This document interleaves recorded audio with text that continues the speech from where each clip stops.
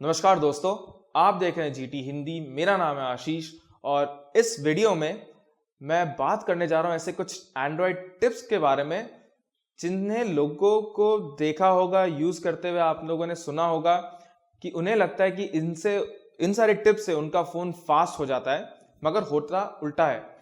तो देखते रहिए ये वीडियो जहां पे मैं बताऊंगा आपको कि ऐसी क्या क्या मिथ हैं, क्या क्या झूठी बकवास बातें हैं एंड्रॉयड फोन से रिलेटेड, और आपने अपने दोस्तों को या अपने घर वालों को भी देखा होगा इन्हें करते हुए अपने एंड्रॉयड फोन पे। और आइए बात करते हैं इस वीडियो में ऐसी 5 चीजों के बारे में जो आपको अपने एंड्रॉयड फोन पे नहीं करना चाहिए। चलिए शुरू करते हैं।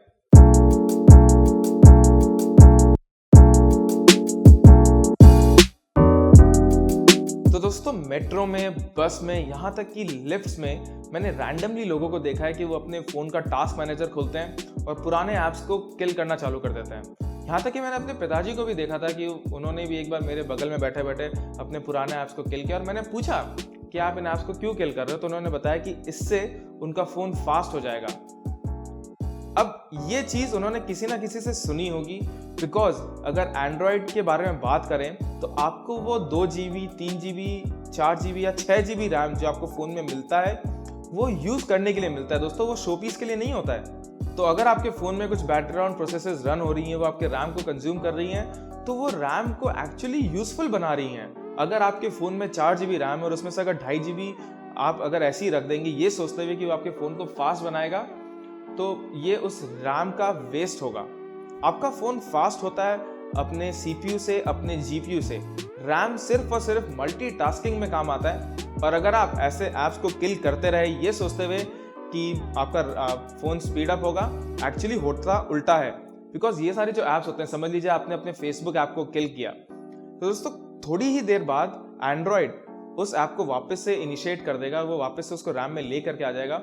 और होता ऐसा है कि जब वो ऐप को वापस से ऑन करेगा तो बैटरी पे ज़्यादा असर पड़ता है। और एंड्रॉयड जो कि OS है वो अपने आप में इतना समझदार है कि अगर उसको रैम चाहिएगा तो वो पुराने ऐप्स को अपने आप किल कर सकता है, और उसे आपकी ज़रूरत नहीं है ये सब करने के लिए। हाँ, एक बात है कि अगर कोई ऐप मिसबिहेव कर रहा है या फिर अगर वो हैंग हो गया तब आप जाकर के उसको किल कर सकते हैं, मगर ये सोचना कि रैम या ऐप किल करने से आपका रैम बढ़ता है, ये बहुत ही गलत सोच होगी। दोस्तों, दूसरी चीज़ मैं बताना चाहूँगा फाइल क्लीनर्स के बारे में। अब आपने बहुत सारे ऐसे ऐप्स देख रखे होंगे जो आपके फ़ोन को क्लीन कर देते हैं, और जब आप उनसे स्कैन करते हैं तो वो दिखाते हैं कि 1 GB का जंक फाइल है, 2 GB की जंक फाइल है, लेकिन इसमें से आधी से ज़्यादा कैश फाइल्स दिखाते हैं वो। तो ऐसे में होता क्या है कि दोस्तों जो कैश फाइल्स होती हैं ये ऐप अपने खुद के लिए जनरेट करता है। अब समझ लीजिए आपका, अगर इसका सबसे ईजी उदाहरण देना चाहूँगा तो मैं फेसबुक का ऐप ले लीजिए। जब आप फेसबुक में अपने दोस्तों के प्रोफाइल्स देखते हैं, फोटोज़ देखते हैं या बहुत सारे अपडेट्स देखते हैं, तो उनकी प्रोफाइल पिक्चर या उनका कवर फोटो या आपके वॉल में थोड़ी बहुत जो फोटोज़ हैं वो कैश करके रख लेता है, ताकि नेक्स्ट टाइम आप जब उनके वॉल को देखें तो जो फोटोज़ होंगी वो वहीं से ही वो आपके वॉल में लगा देगा, और इसके लिए उसको इंटरनेट की ज़रूरत नहीं पड़ेगी। मगर समझ लीजिए कि अगर आप उन ऐप्स के थ्रू इन सब कैश फाइल्स को डिलीट कर रहे हैं, इससे आपका स्टोरेज टेम्पररीली बढ़ेगा, लेकिन वापस से जब वो ऐप रन करेगा तब वो वापस से कैश फाइल्स बनाएगा, और इस समय आपका इंटरनेट का जो डेटा है वो दोबारा यूज़ होगा। तो दोस्तों, एक चीज़ मैं यहाँ ये बताना चाहता हूँ कि हाँ, माना कि आपको अपने फ़ोन की जो टेम्परेरी फाइल्स हैं, जो भी जंक फाइल्स हैं वो डिलीट करनी चाहिए, लेकिन कैश फाइल जंक फाइल नहीं है। इसके लिए हमने ऑलरेडी एक पहले वीडियो बना रखा है जिसमें मैंने बताया कि SD-Made एक बहुत ही अच्छा ऐप है, और वो लिटरली आपके सिर्फ और सिर्फ जंक फाइल्स को डिलीट करता है और कैश फाइल्स को हाथ भी नहीं लगाता है। तो अगर आपने हमारा वो वाला वीडियो नहीं देखा है तो प्लीज़ मैं आपसे ये दरख्वास्त करूंगा कि जाकर के वो वीडियो देखें और समझें कि किस तरीके से आप अपने एंड्रॉयड की जो यूजफुल फाइल है उनको बरकरार रखते हुए सिर्फ और सिर्फ जंक फाइल्स को ही डिलीट करें। तो दोस्तों, तीसरे पॉइंट में मैं बात करना चाहूँगा एंटीवायरस ऐप्स के बारे में, जो बहुत फेमस हैं एक्चुअली, और आपने अगर किसी के भी फ़ोन को देखें तो आपको शायद एंटीवायरस का ऐप मिल ही जाएगा। तो एक चीज़ मैं आपको बताना चाहूँगा कि जो एंड्रॉयड OS है वो लिनक्स कर्नल के ऊपर बना है, और ये विंडोज़ से बहुत अलग होता है। अब आपको अपने विंडोज़ PC में जब आप यूज़ करते हैं, कोई भी पेन ड्राइव लगाते हैं, इंटरनेट पे ब्राउज करते हैं, तो शायद वायरस अटैक का मतलब रिस्क ज़्यादा होता है। मगर एंड्रॉयड में ये रिस्क बहुत ही मिनिमल होता है। अब जो दोस्तों गूगल की सर्विसेज जो आपके फ़ोन के बैकग्राउंड में रन कर रही हैं, वो आपके जो ऐप्स होते हैं या फिर आपकी जो फाइल्स होती हैं उसको बैकग्राउंड में ऑटोमेटिकली स्कैन करता है, जिससे कि आपको एंटीवायरस ऐप्स की ज़रूरत भी नहीं है।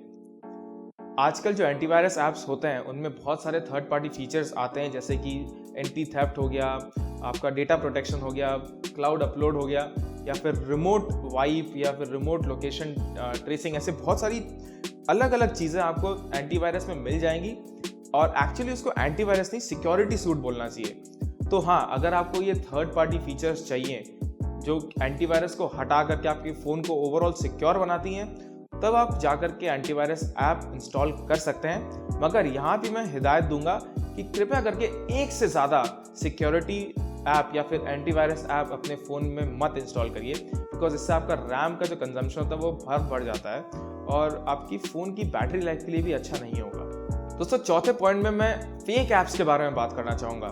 अब थोड़े दिन पहले मैंने एक ऐप देखा प्ले स्टोर में जो क्लेम करता है कि वो आपके नॉर्मल सिम को जियो सिम में कन्वर्ट कर देगा, या फिर ऐसे भी बहुत सारे ऐप्स हैं जो बताएंगे कि आपके स्क्रीन के अंदर वो फिंगरप्रिंट सेंसर बना देंगे, या फिर आपके फ़ोन में फास्ट चार्ज की जो टेक्नोलॉजी है उसको इंड्यूस कर देंगे। तो दोस्तों, ये सारे जो ऐप्स हैं ना, एक्चुअली उनको पता नहीं प्ले स्टोर में रखते ही क्यों है, बिकॉज निहायत ही फेक ऐप्स हैं ये सब। अब ये सब जो चीज़ें होती हैं ये हार्डवेयर डिपेंडेंट होती हैं। अब जियो पागल तो बैठा नहीं है कि वो दूसरे सिम्स को भी मतलब फ़ोन में बैठे बैठे कन्वर्ट करवा दे, या फिर अगर आपके जो कंपनी अगर आपको फिंगरप्रिंट सेंसर के कुछ पैसे ले रही है तो कोई ऐप उन सारी चीज़ों को आपके फ़ोन में नहीं दे सकती है। तो प्लीज़ ऐसे फेक ऐप से दूर रहिए, बिकॉज ये सारी चीज़ें हार्डवेयर डिपेंडेंट हैं। और अगर आपको ये सारी फीचर्स चाहिए तो प्लीज़ एक नए फ़ोन में इन्वेस्ट करिए जहाँ पे आपको ये हार्डवेयर मिल जाएगा। इन सारी ऐप से आपको सिर्फ और सिर्फ एड्स मिलेंगे और कई बार तो ये ऐप्स सेव भी नहीं होती हैं। और एक बात दोस्तों, मैंने जियो सिम वाले ऐप में देखा कि बहुत अच्छे रेटिंग है और लोग बाग ये भूल जाते हैं कि वो सिर्फ और सिर्फ प्रैंक है। तो प्लीज़ अगर आप ऐसे ऐप्स यूज़ कर रहे हैं या फिर आप देख रहे हैं कि दूसरे ऐसे ऐप आपके सामने यूज़ कर रहे हैं, तो प्लीज़ उन्हें एजुकेट करें।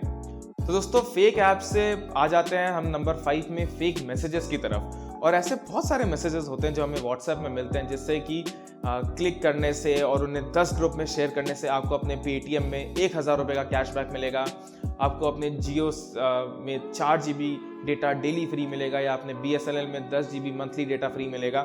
तो दोस्तों, इन मैसेजेस को क्लिक करके और उन्हें 10 ग्रुप में शेयर करके आप सिर्फ और सिर्फ उस फेक वेबसाइट बनाने वाले को ही मदद कर रहे हो। इससे आपको एक पैसा नहीं मिलेगा और आपके जो जियो सिम में जो डेटा है वो कभी भी ज़्यादा नहीं होगा।